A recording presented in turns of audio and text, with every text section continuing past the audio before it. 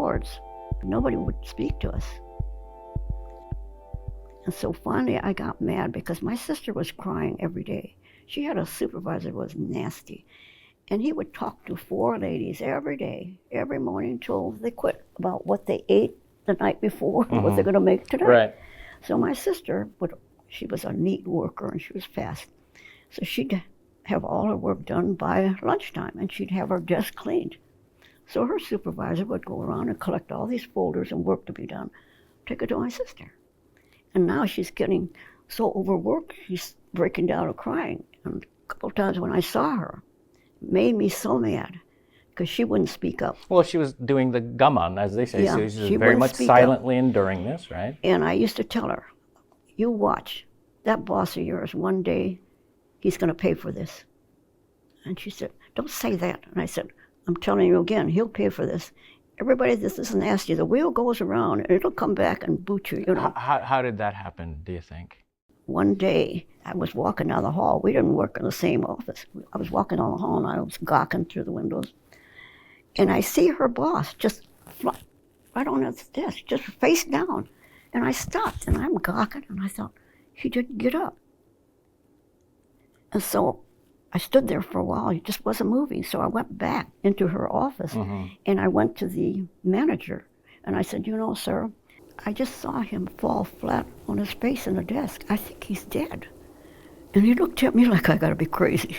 So anyway, I said, I really do. He hasn't moved. I've stood out the window there watching. And what was the exact So thing? he rushed out there and sure enough, he was dead.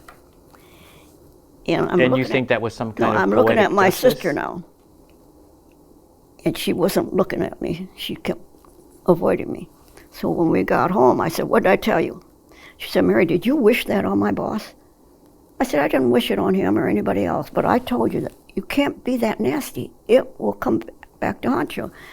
So anyway, she decided to stay on because she wanted to quit. But before that, I made it a point. I got up one day, and you know how people say sometimes your mind goes crazy? Well, that morning I think I went crazy. I got dressed and I said to my sister, I said, I'm going in to see that man in that glass office. She said, Mary, you can't go in there. I said, well, So you had had enough by this point? I did.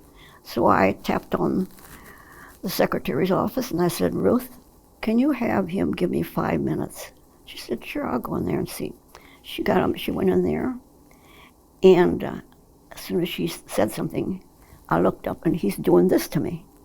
So I went right through the door, walked in, I stood there and I said, I'm sorry, Mr. Stunter, take your precious time, but I just want 5 minutes. Is this the way the company runs? Because, you know, I have nobody talking to me in my group.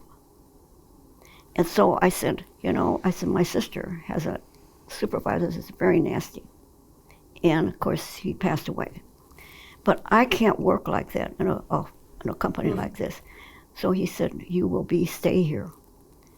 Let me have my secretary write a memo to every one of my employees. And she's going to run it off and lay it right in front of them. She's not putting it in a mailbox. So I said, I appreciate you helping me out. But I said, I just don't feel the two of us should have to put up with this. And why don't they tell us they don't want us here? They don't want to speak to us, but tell me why. And I would have had a good answer for them too, but anyway, they didn't know that. But instead I went into the big man. And as of that day, everybody wanted to be our friends.